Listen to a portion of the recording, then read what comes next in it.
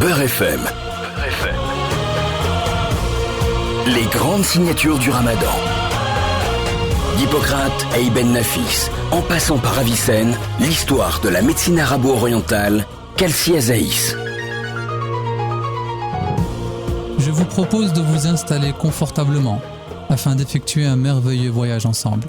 Si vous avez soif de connaissances, nous irons à la rencontre d'une civilisation qui a inventé et magnifié tant de disciplines entre le 8e et le 13e siècle.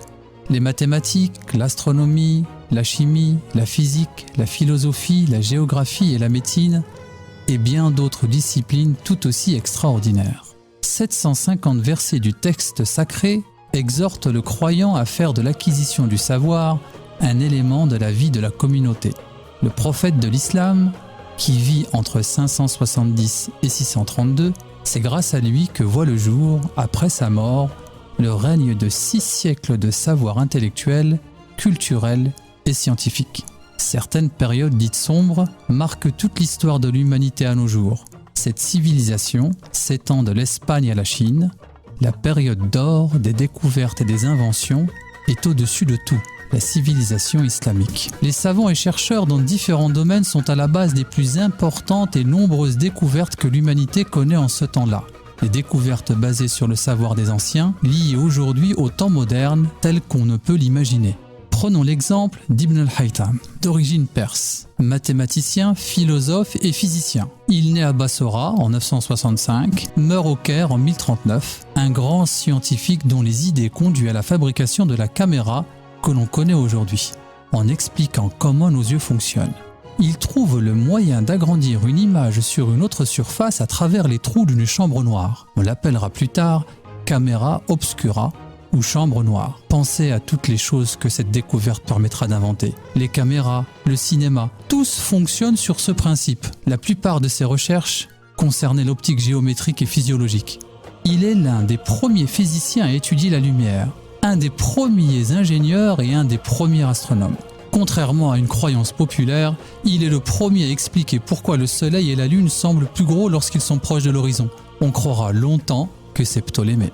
Abbas ibn Farnas, né en 810, mort en 887, humaniste, scientifique, chimiste et poète, spécialiste de la taille du cristal de roche, il contemple toujours le ciel avec la conviction que l'homme volera un jour. Visionnaire, il a le rêve de voler 1000 ans avant les frères Wright. Abu al-Qasim al-Zahrawi, le père de la chirurgie. On le connaît sous le nom d'Abul Cassis.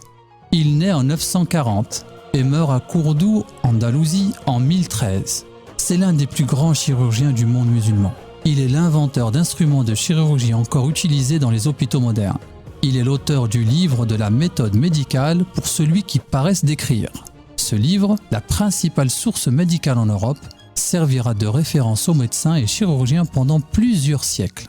Abul Qasis n'a pas toujours obtenu le mérite de ses avancées médicales. Il a déjà décrit dans son At-Tasrif la méthode que l'on appelle aujourd'hui kosher pour le traitement d'une épaule disloquée, ainsi que la position Walker en obstétrique. Il a déjà décrit comment ligaturer des vaisseaux sanguins des siècles avant qu'Ambroise Paré ne popularise la méthode.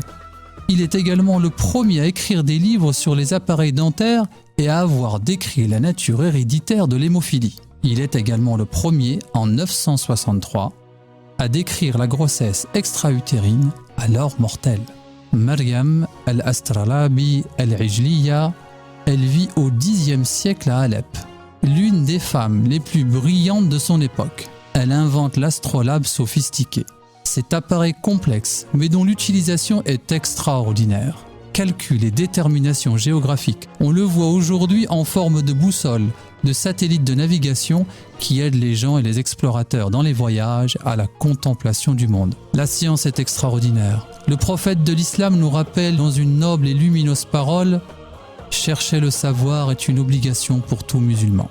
Cet âge d'or, avec ses milliers d'inventions qui ont couvert tous les domaines de la vie, arrive en Europe pendant le Moyen-Âge. L'âge d'or de la civilisation islamique est peuplé d'histoires de nobles rois et de valeureux aventuriers et de rêveurs. C'est une époque riche d'enseignements, mais pour comprendre cette époque, il faut remonter dans le passé pour mieux saisir cette période.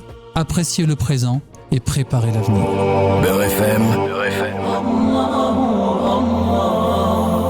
Ramadan, du vivre ensemble.